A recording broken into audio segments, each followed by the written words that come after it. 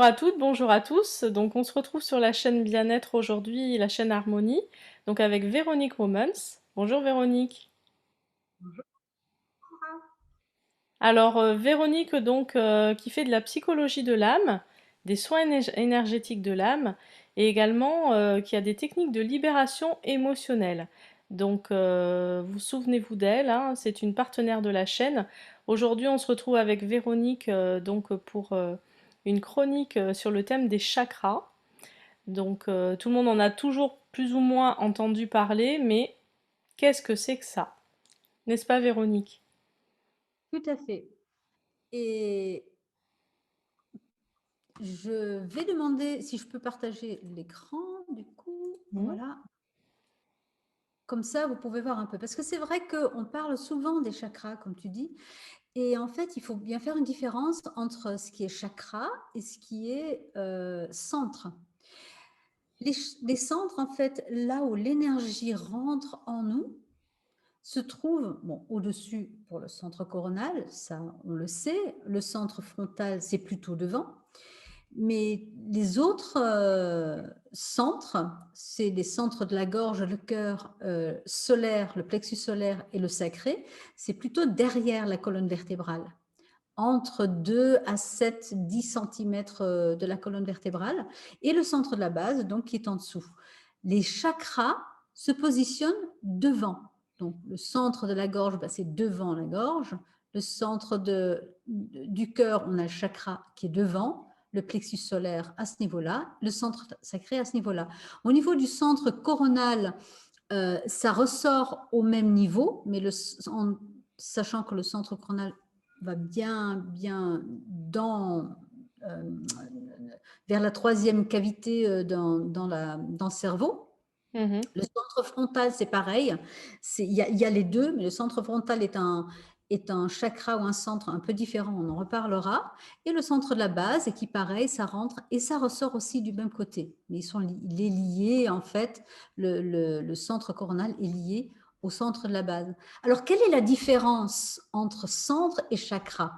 Et dans les soins que je fais, on fait une différence entre les deux parce qu'on va, nous, plutôt travailler sur les centres et pas sur les chakras. Alors, je vais expliquer pourquoi dans, dans ma prochaine image. Donc, ça, là, ce qu'on voit là, c'est l'entrée du centre, le chakra avec les glandes, etc. Mais je vais expliquer. Donc, d'abord, on a le fil de vie qui provient de l'âme et qui rentre dans notre corps éthérique, notre corps énergétique, au niveau mental, émotionnel et du coup aussi au niveau physique. Ce fil de vie rentre d'abord en contact avec le point de vitalité. Ce fil de vie vient donner vie à notre être et il rentre dans le cœur éthérique. C'est pas le cœur physique, c'est le cœur éthérique. C'est l'énergie qui est autour du cœur et qui a construit le cœur, qui nourrit le cœur et qui va lui donner l'énergie. Quand on parle de l'éthérique, c'est vraiment l'enveloppe de tout le corps, hein. On peut voir l'éthérique, par exemple, Mhm. certaines personnes peuvent le voir donc autour de soi, hein, comme quelque chose d'un peu argenté autour. Donc ça, c'est l'éthérique. Et tous les organes ont du coup aussi un corps éthérique autour d'eux. Et donc là, on parle du cœur éthérique. Et il rentre dans le point vital, dans ce point vital qui est ancré dans le nœud sinoatral ou le point de contrôle du pouls dans l'oreillette dans l'oreillette droite du cœur physique. C'est là où ça se fait. Donc, quand on meurt, le fil de vie se retire à ce niveau. Donc, fil de vie qui provient de l'âme rentre dans ce point vital et à partir de ce point de vitalité, et à partir de là, cette force de vie non qualifiée, hein, elle est pure, Mhm. va rentrer dans le centre et va ressortir dans le chakra. Donc, va rentrer derrière dans le centre et va ressortir devant vers le chakra. Donc, si cette force de vie est non qualifiée, elle va rentrer dans une zone qui va être qualifiée par la conscience qu'on a, notre conscience. Donc, c'est par rapport à mon niveau de conscience que cette énergie de vie non qualifiée va être qualifiée. Hmm. C'est pour ça qu'il y a une différence entre les centres derrière et le chakra devant. C'est aussi pour ça que souvent, quand par exemple au plexus solaire, je sens un truc, ça me coince au niveau du plexus solaire, c'est devant que je le sens, c'est pas derrière, hein, c'est devant que je le sens, parce que justement, c'est lié à mon champ de conscience et donc mes émotions. Au niveau des centres derrière, il n'y a aucune émotion, tout est pur. Mais les chakras nous indiquent les émotions. Donc, cette force de vie qualifiée va influencer les glandes, va influencer le flux sanguin et les hormones qui vont du coup avoir un impact sur une zone physique, un organe qui est gouverné par cette glande. Voilà comment cela fonctionne. Donc, il y a bien une différence entre les centres et le chakra, les chakras. On a, on parle souvent, on le dit, hein, donc on a 7 centres majeurs, on en a plusieurs, mais on a 7 centres majeurs. Donc on a les 3 premiers ici. Après, on a à partir du cœur jusqu'au coronal. Le centre ajna est un peu différent et je reviendrai là-dessus. J'aimerais d'abord parler des 3 premiers. Donc le centre coccygean ou le centre de la base, le centre sacré, le centre du plexus solaire. Ce sont euh, les trois centres formants, ce qui veut dire que c'est eux qui vont construire notre personnalité. C'est eux qui vont exprimer ce que je suis en tant qu'être incarné. Le centre de la base a à voir avec ma stabilité, Hmm. la maison, tout ce qui a à voir avec la famille, vraiment ma base, sur quoi je me centre, sur quoi je me suis basée pour pouvoir évoluer. Beaucoup de peurs sont liées à ce centre de la base. Ben, aujourd'hui, avec tout ce qui se passe, il y a pas mal de peurs et ça ne m'étonnerait pas que beaucoup de personnes aient des problèmes à ce niveau-là. Il faut savoir que le centre de la base n'est pas forcément beaucoup ouvert chez beaucoup de personnes et s'il fonctionne très bien, il est ouvert à environ 10 à 15%. Mais je reviendrai là-dessus aussi. Donc ça, c'est au niveau du centre, hein. Ah, j'allais te demander pourquoi, mais du coup, je garde ma question. Oui, parce que ça va voir plus tard. Après, on a le centre sacré. Le centre sacré a tout à voir avec donc la création, hein, le sacré, donc la création, donner vie à un autre être humain, mais aussi notre création, les choses qu'on va matérialiser, comme par exemple des personnes qui vont dessiner ou qui vont faire tout ce qui est dans l'art ou qui vont construire des choses, même des maçons, tout ça, hein, sont aussi dans ce centre sacré qui est bien activé. Ce centre sacré est aussi celui où le moi-je habite. Qui moi-je suis. Si j'ai une bonne base, je peux commencer aussi à construire le moi-je. Qui moi je suis. Je Hmm. suis telle personne. Je m'identifie à cela. Pour ensuite, après, avec le plexus solaire, pouvoir exprimer à l'autre qui je suis. Donc, on voit bien que si la base n'est pas bien, que je n'ai pas le travail qu'il me faut, ou que je n'ai pas à manger et à boire, que je n'ai pas une certaine sécurité, hein, de confort, le moi-je, qui je suis, ben, c'est compliqué, et pour l'exprimer du coup à l'autre, je manque de confiance, etc. Ces trois sont très importants au début et commencent à se développer au début inconsciemment. Tout le monde le développe, hein. Même les personnes qui ne sont pas du tout en train de méditer ou ne connaissent même rien des chakras ou des centres, ça se développe pas à pas. où la personne commence à avoir une certaine base, à comprendre qui elle est, à faire un travail sur soi. Toutes les personnes qui font du développement personnel travaillent là-dessus, travaillent sur le centre sacré et aussi sur le centre du plexus solaire où ils vont exprimer cela. Quand ils sont en harmonie, ben, on a une personne qui peut être là, peut s'affirmer sans problème, sans vouloir s'imposer non plus à d'autres personnes, mais simplement, voilà ce que je suis, c'est à prendre ou à laisser, c'est comme ça. Il faut d'abord que ces centres-là soient un minimum activés ou équilibrés. Et on voit que le lotus montre vers le haut, est placé vers le haut, et que le centre du cœur est en fait vers le bas.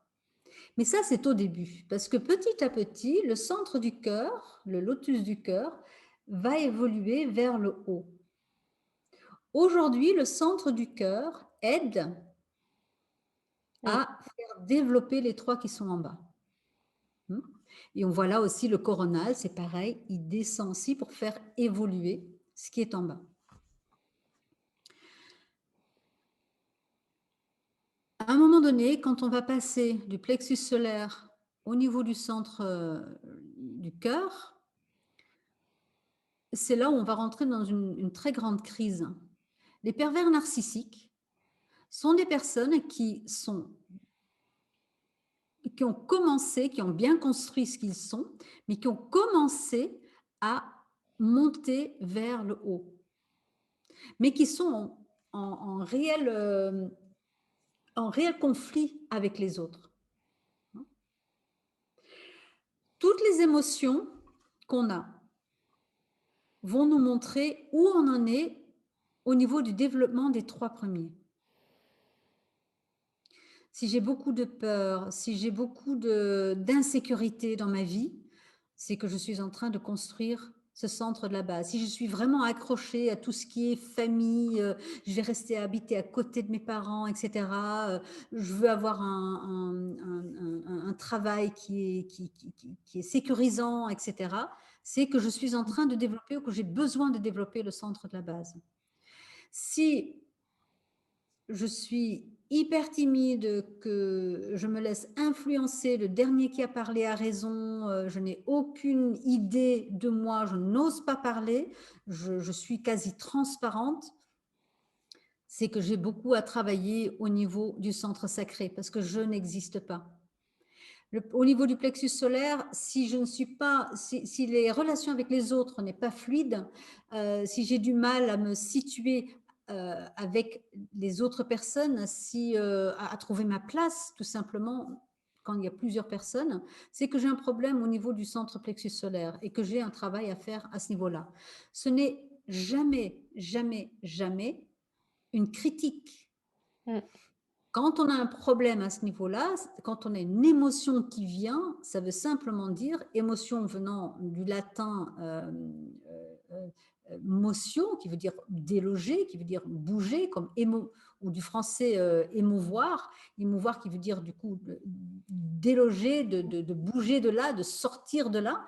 Donc les émotions sont là pour nous faire sortir de l'état où on en est pour arriver à un autre, une autre conscience.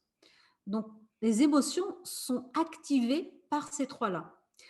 Tant que nous ne maîtrisons pas nos émotions, tant que les émotions sont là et viennent nous bousculer, ça veut dire qu'on est en train de travailler là-dessus, notre personnalité. Quand on commence à travailler ceux qui sont au-dessus, surtout le cœur et la gorge, on va commencer à travailler beaucoup plus sur l'impersonnalité et sur ce qui nous touche donc du coup plus personnellement. Toute émotion qu'on pourrait éventuellement lier au cœur, à la gorge, même au coronal, ce sont des émotions qui viennent du bas, qui demandent ces centres du bas qui demandent à être évolués pour continuer à ouvrir ceux qui sont au-dessus. Ça, ce sont les centres qui vont former mon moi supérieur, ma conscience spirituelle.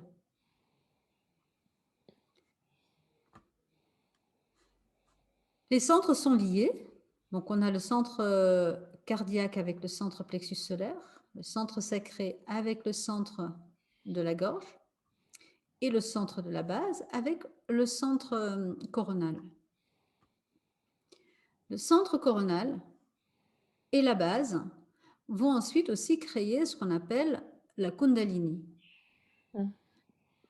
Alors, la Kundalini, même si tous les centres là sont ouverts, il faut encore un autre centre qui s'appelle Alta Major, qui n'est pas dessiné là-dessus. Ça sera pour éventuellement une autre chronique, pour le troisième œil qui va du coup se construire. Parce que souvent, et c'est pour ça que je disais au début, ce n'est ouvert que vers 15%, parce que tant que tout n'est pas un minimum fonctionnel, ça ne peut pas commencer à s'ouvrir parce qu'il est en lien avec le coronal.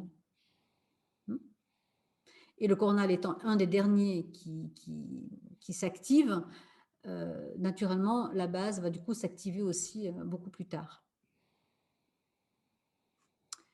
Bon. Avant que je parle de l'ajna, est-ce que tu as des questions? J'en ai eu plein au fur et à mesure, mais je voulais pas t'interrompre, donc ça reviendra peut-être après, parce que là, du coup, c'est reparti, parce qu'après, j'ai suivi. Euh, J'ai parlé du centre ajna alors? Oui, oui, oui. Le Poursuis. centre ajna, Le centre ajna, on parle du centre ajna comme le troisième œil. En fait, ce n'est pas forcément le troisième œil, mais c'est celui qui va commencer à l'activer. Troisième œil, comme je dis, ça peut faire partie d'une autre chronique parce que c'est en lien avec trois centres et pas seulement le centre ajna. Ce qui est intéressant, c'est que tous les centres ont des lotus avec plusieurs pétales. Et plus on avance, plus il y a de pétales. C'est pour ça qu'on appelle ça le lotus aux 1000 pétales. Le centre frontal n'en a que deux. En fait, elle a deux pétales qui ont plusieurs pétales à l'intérieur de la pétale. Et cela, c'est parce que le centre ajna va gérer le petit moi et les deux autres, le petit moi qui sont donc gérés par les trois centres de la base, et ces deux autres, il va commencer à les synthétiser, va commencer à être comme le chef d'orchestre, va les maîtriser. Et l'autre pétale va être en contact avec ce qui vient d'en haut. Donc l'ajna, en fait, est celui qui est, quand on parle de l'observateur, c'est le lieu d'observateur, c'est celui qui observe ce qui se passe en bas, qui observe ce qui se passe en haut et qui fait le lien entre les deux. Et c'est pour ça que dans la méditation, on l'utilise, parce que c'est le seul qui va faire vraiment le lien entre ce qui est en haut et ce qui est en bas. Et il travaille très fortement avec le plexus solaire, parce qu'au départ, quand la personne n'est absolument pas au-dessus du diaphragme, ne vit pas du tout au-dessus du diaphragme, son ajna, on va dire, sa personnalité est au niveau du plexus solaire. Et la personne va vraiment vivre à partir de là et va avoir des émotions, va vivre sa vie émotionnellement, matériellement. Mais quand et on parle là du petit moi, c'est la place du petit moi. Quand on monte un peu et que la personne commence à devenir un peu plus observateur, commence à faire un travail sur soi, on va voir la personnalité qui va vivre dans l'ajna, va pouvoir observer les choses dans l'ajna. D'où la pleine conscience, les méditations pleine conscience, tout ça se font à partir de là. Hein. Et c'est à ce moment-là que la conscience s'élargit aussi, commence à s'élargir. Oui, Hmm. tout à fait, tout à fait. Au fur et à mesure que le cœur et le centre de la gorge s'ouvrent, l'ajna s'ouvre et le changement qui va opérer à ce niveau-là va être différent.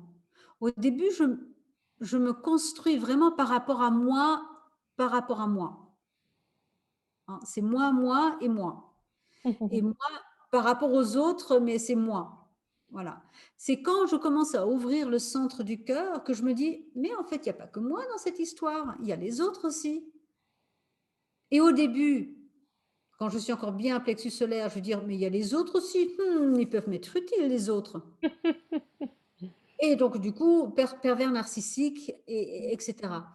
Et au fur et à mesure que je commence à vivre davantage en conscience dans le cœur, que je m'ouvre davantage dans le cœur, je commence à voir que l'interaction avec le cœur ne se fait plus de moi à moi par rapport à moi, mais par moi à l'autre.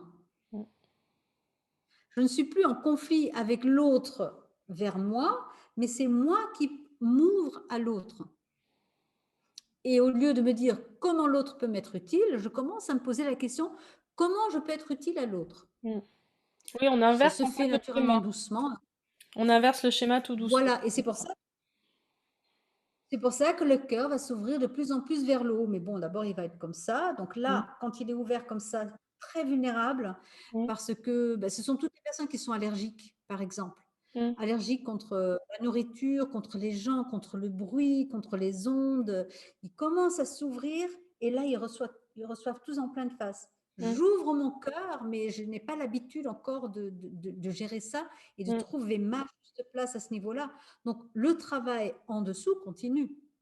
Oui. Hein. C'est pas j'ouvre à fond la base, à fond sacré, à Eh fond oui. texte. C'est pas ça. C'est un va-et-vient tout le temps. Voilà.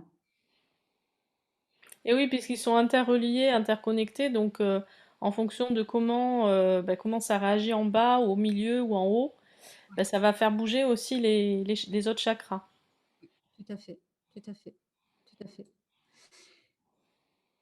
Et donc, quand on va essayer d'aider une personne, dans les soins qu'on fait, par exemple, nous, on ne va pas travailler sur les chakras. Les chakras parce que sur les chakras, on peut travailler au niveau de la conscience de la personne, on peut travailler au niveau des émotions, etc. Donc, on va purifier les chakras. Ce qu'on va essayer de faire, c'est qu'on va travailler sur les centres, afin que les centres soient harmonisés et que l'énergie puisse passer, cette énergie pure, puisse passer aussi à travers le chakra et s'incarner quelque part dans la conscience pour changer la conscience de la personne. C'est pour ça que souvent on peut ressentir un bien-être, un mieux-être, éventuellement aussi pendant certains temps on n'a plus de douleur ou des choses comme ça. Après le soin, ça peut revenir après, mais petit à petit, vu que l'énergie est passée de l'autre côté, petit à petit, la conscience va changer, va évoluer et la guérison peut réellement prendre place. Parce que toute problématique, toute problématique, que ce soit émotionnelle ou physique, ou même mentale, euh, c'est parce que ce qui arrive du centre est bloqué par ma conscience et crée du coup une friction. Si je laisse passer ce qui cherche à passer, ça arrive de l'autre côté, et vu que ça arrive de l'autre côté, ça peut changer la conscience. Du coup, on va débloquer, c'est une manière de débloquer ce qui doit passer, enfin, ce qui peut passer en fait, au niveau de la conscience. Et finalement, bah, c'est comme ça qu'on va soigner l'âme. C'est ça, Oui, hein? c'est pas l'âme, du coup, on va soigner la personne. Et c'est comme ça que l'âme arrive à s'exprimer davantage. Voilà, d'accord. Mm. Ok, Mm. Ouais. intéressant. En fait, c'est vraiment une cascade. C'est un effet en cascade qui se produit ensuite. Oui, tout à fait. Plus j'ai la base, Mm, plus je peux me connaître, plus je peux m'exprimer face aux autres. Plus je m'exprime face aux autres, ben, plus il y a un retour, plus je peux me remettre en question et retrouver ma base.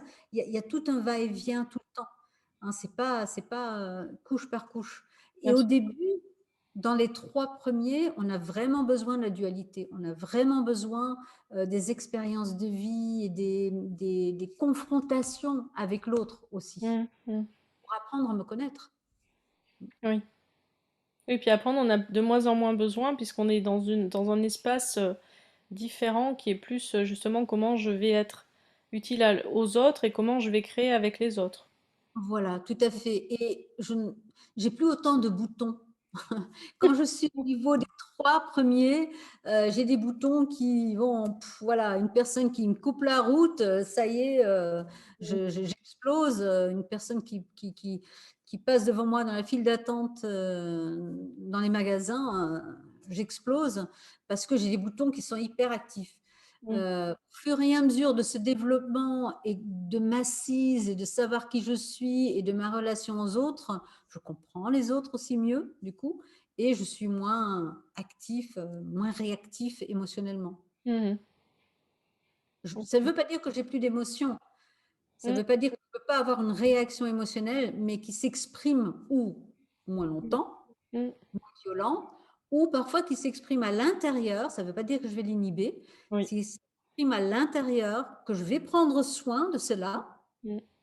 mais que je n'ai pas besoin comme un volcan, de Oui. jeter ça. Avec en fait, c'est avec une compréhension différente et une analyse différente et une analyse tout court, j'ai envie de dire aussi de ce qui se passe, sans forcément être dans l'impulsivité ou l'hyperréactivité. Oui, tout à fait, tout à fait. Il fait que finalement, alors il y a peut-être une étape, je sais pas si on peut dire ça, mais je pense qu'il y a une étape aussi, justement, c'est certainement lié à l'ouverture du chakra du cœur à un moment donné, comme tu disais, comme ça, où je pense qu'il y a peut-être une étape où à un moment donné on est vulnérable aussi parce que oui, on va analyser, on va comprendre, mais on va peut-être avoir plus de mal à s'affirmer au départ, parce qu'on va être un peu trop peut-être dans l'empathie, et après progressivement on va réussir à être centré sur soi aussi par rapport à, bah voilà, à ne pas se laisser non plus faire, mais sans être dans l'hyperréactivité. On va analyser, on va comprendre, mais on va avoir une réaction plus juste. Enfin, ou Oui, une action plus juste, une analyse juste, sans se faire piétiner non plus. oui, tout à fait, tout à fait. C'est exactement ça.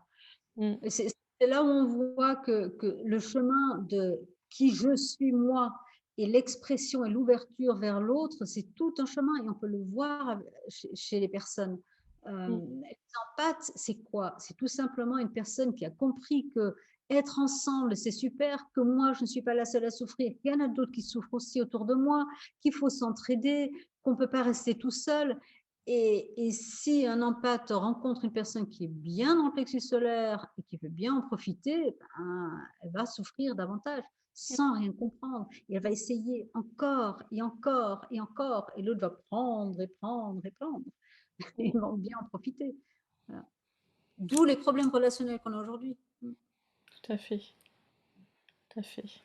Donc c'est ça aussi finalement quand on dit à un moment donné, quand on dit à quelqu'un tu n'es pas centré ou qu'on dit à quelqu'un tu es centré, c'est ça aussi, c'est être centré, c'est avoir atteint cet espace-là où en fait on va être à la fois dans l'analyse et la compréhension, dans la conscience donc, mais en même temps dans la justesse avec soi et Oui, avec l'autre. oui, tout à Mm. fait. Mais Et d'abord ça, avec soi.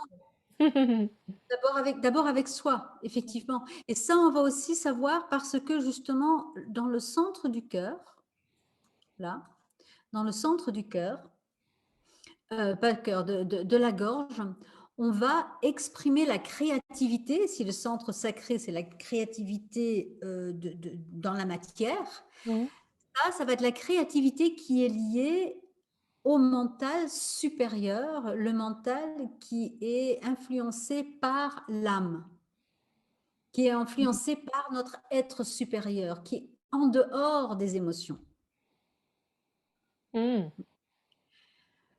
Et là, la personne va avoir la parole plus juste, la parole sage ou plus sage. Mhm.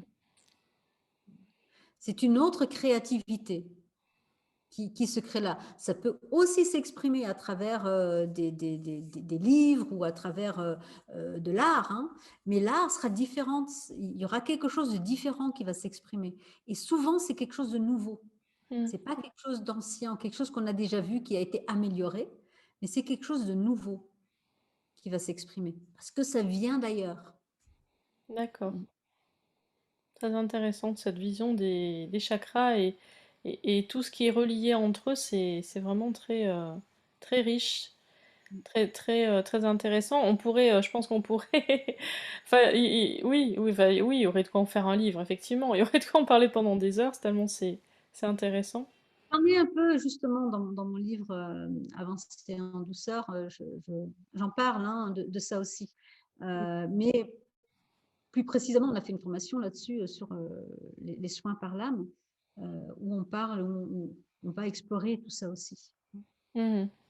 Et donc par rapport aux soins à l'âme que tu fais, donc toi tu agis comme tu disais sur les centres, mais après, comme tu disais, ce n'est pas un soin non plus directement à l'âme en agissant sur les centres, donc je pense que tu fais autre chose aussi. Alors, quand on fait un soin, comme j'ai dit, nous, c'est comme si on ouvrait. Hmm. Hop, on va ouvrir, on va laisser rentrer cette nouvelle conscience et on referme. La nouvelle conscience qui arrive, c'est pas nous qui Hmm. choisissons naturellement, Bien c'est sûr. l'âme de la personne hein, qui Hmm. va l'amener. Hmm. Euh, Après, on peut recevoir, comme je disais, je fais souvent avec mon conjoint, on fait les séances ensemble, on peut recevoir des informations qui peuvent nous aider à voir quel est le prochain pas, comment on peut aider la personne à faire son prochain pas, ou simplement des informations qui donnent des informations à la personne quel est son prochain pas. D'accord. Là, on aide avec la psychologie de l'âme, justement, on va Hmm. voir au-dessus et prendre une autre vision. Pas au Hmm. niveau de la psychologie, comme on connaît davantage, Oui.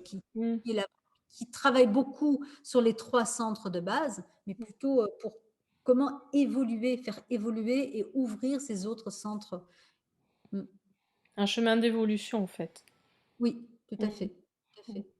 À Et un c'est autre très niveau. intéressant parce que nos émotions nous disent exactement où on en est. Oui, tout à fait. Tout à fait. Bon, ben très bien, super. Merci beaucoup, Véronique. On a fait le tour du sujet? Je voulais simplement dire que du coup, on peut comprendre que la Kundalini, c'est quoi? Là aussi, ça peut être une autre chronique, hein, mais simplement pour dire, la Kundalini, c'est quoi? C'est la connexion du haut Mm. en bas, mais ça veut dire que tout est en harmonie. Ah oui. Donc, si vous essayez d'atteindre la Kundalini avant d'être complètement là, dans votre base, complètement sachant qui vous êtes, complètement en accord avec vous, avec le monde extérieur, le cœur ouvert d'une certaine manière, ou on apparente ça à l'amour christique, la gorge qui va que parler quand c'est nécessaire et que dire les choses avec une sagesse, et où vous êtes connecté en harmonie avec le haut et le bas, là, la Kundalini peut arriver. Bon, pour ma part, j'y suis pas encore. Et je pense que Ça arrive pas comme ça, quoi. C'est le travail d'une vie, et puis bon, ou peut-être dans une autre. de plusieurs vies, je pense. Mais tout ce qu'on peut faire ou tout ce qu'on est en train de faire déjà aujourd'hui, même si on n'en a pas conscience, on va vers ça. Tout à fait. On va vers ça. Mais du coup, est-ce que tu peux nous dire ce que c'est que la Kundalini? Parce que nous, on sait à peu près ce que c'est, mais peut-être que le public ne sait pas.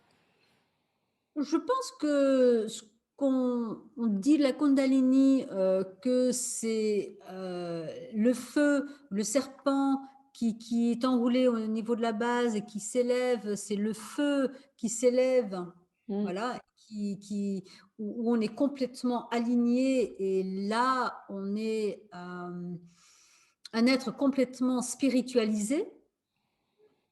Ça n'a rien à voir avec un être éveillé ou un être Mm. illuminé, hein. Ça, c'est à voir avec le centre de la tête ou l'œil, le troisième œil. Ça, c'est encore autre chose.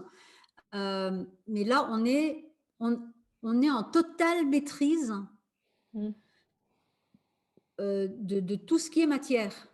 Mm. Ça veut dire que quand j'ai la Kundalini, je peux m'incarner, me désincarner à volonté dans un instant.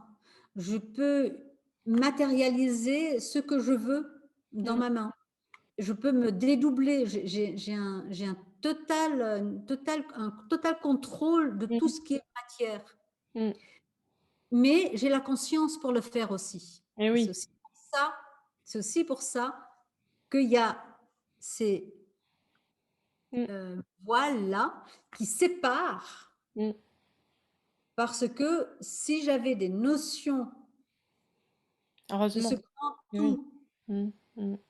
mais que moi, je ne Mm. sais pas comment les utiliser parce que je suis trop centrée sur moi, on peut Mm. voir déjà les dégâts qu'on fait dans le monde, on peut voir les dégâts qu'on pourrait faire dans le monde après. Ce serait Et donc, dangereux. voilà. Et la Kundalini vient brûler ça. Mm. Après, on n'a plus qu'un seul centre. Oui, et puis aussi, une fois qu'on en arrive là, je pense qu'on a aussi la sagesse. Et la conscience avec la sagesse qui fait qu'on va utiliser ça à bon escient et pas juste pour s'amuser ou pour des notions de pouvoir ou d'ego. Tout à fait. C'est la volonté Mm, divine, la volonté de, voilà, et pas ma volonté à moi. mm, tout à fait. Bon, mais super, super. Mais merci beaucoup, Véronique, vraiment, pour cette belle chronique Avec plaisir. et cet aperçu, enfin cet enseignement sur les chakras qui nous permet en fait ben, d'avoir une autre manière de les appréhender et puis de voir les interactions qu'ils ont les uns avec les autres. Et puis aussi, peut-être que ça vous a donné des informations sur là où vous en êtes, justement. Alors après, hein, il faut être juste aussi et se dire que tout ça se fait progressivement. Le tout est d'être sur le chemin. Euh, voilà, l'objectif, ben, on y va tout doucement, à sa vitesse, et il y a pas d'urgence. Et j'ai même envie de dire, il n'y a pas d'objectif. En fait, l'idée, c'est juste de devenir une meilleure version de soi et d'être en accord avec soi. Tout à fait. C'est l'objectif de toute vie, c'est la mission de toute vie, de toute façon. Donc, on y est dessus. Donc, voilà, on n'a même pas à le choisir. Et aussi, c'est cyclique. Mm, Je peux avoir des moments où mon cœur, je le sens vraiment ouvert à un certain niveau, voilà. Et pour 15 jours après, être complètement dans mon plexus solaire émotionnel et à terre, oui. Mais parce que pour aller plus loin, il faut que j'aille travailler là. Il faut que j'aille travailler en bas. Et c'est fait, ok, je peux remonter, là, wow, il y a à nouveau des expériences divines, super. Et hop, je redescends pour aller travailler, pour pouvoir ouvrir. Vous voyez, c'est comme ça. Donc, on ne fait jamais le pas en arrière. mm, mm. C'est intéressant à voir. Oui, Il y a puis pas aussi, c'est certainement une manière de bien mieux incarner dans la matière aussi, de vraiment incarner les choses, tout ce qu'on peut vivre, de vraiment les fixer dans nos cellules, dans notre corps, dans notre personnalité, voilà, dans plein de choses, et puis après on remonte, on revient, et voilà. De toute façon, c'est le mouvement de la vie aussi, hein. tout à fait, ouais, tout à fait. Bon, mais en tout cas, merci encore Véronique, et puis merci de nous avoir suivis, à vous tous. Oui, merci de m'avoir écouté depuis longtemps. À bientôt sur la chaîne Bien-être. Au revoir. Merci. Au revoir.